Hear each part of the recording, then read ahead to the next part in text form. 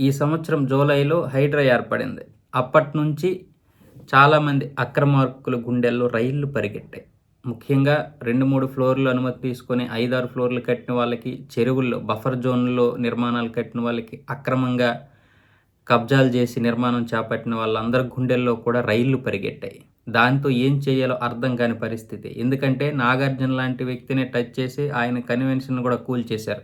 అసదుద్దీన్ లాంటి కట్టినటువంటి రాజకీయ నాయకుడు కట్టినటువంటి ఆ కట్టడాలను కూడా మార్చిలో కూల్చేస్తామని చెప్పడం జరిగింది. అలాగే మూసీ పక్కన ఉన్నటువంటి అన్నిటిని కూల్చేశారు. దాంతో చాలామంది అక్రమార్కుల గుండెల్లో రైళ్లు పరిగెట్టాయి. అయితే మంగళవారం హైడ్రా చేసినటువంటి ప్రకటనతో అందరూ ఉలిక్కి పడ్డారు. అయితే అక్రమార్కులకు మాత్రం 1000 ఏనుగుల బలం వచ్చినట్లయింది.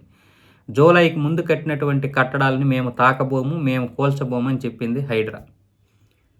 జూలైకి ముందు మేము జూలైలో ఏర్పడ్డాం కాబట్టి జూలైకి ముందు కట్టినటువంటి కట్టడాలని మేము కూల్చబోము అంటే, మరి ఇప్పుడు అక్రమార్కులు కట్టినటువంటి ఈ 3 అంతస్తులకు పర్మిషన్ తీసుకొని 5, 6 అంతస్తులు కట్టారు కదా! వాళ్ళ పరిస్థితి ఏంటి? అంతకుముందు బల్దియా, హెచ్ఎండిఏ ఎంతో కొంత కూల్చేవి ఇలాంటి అక్రమ కట్టడాలని కొంతలో కొంత.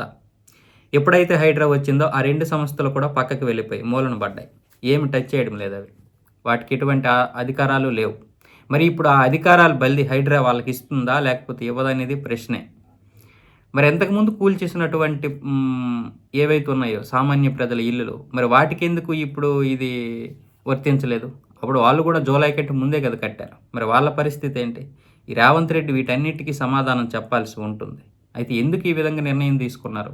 ఇంకా అక్రమార్కుల్ని పెంచి పోషించడానికా? లేకపోతే భయపడ్డారా?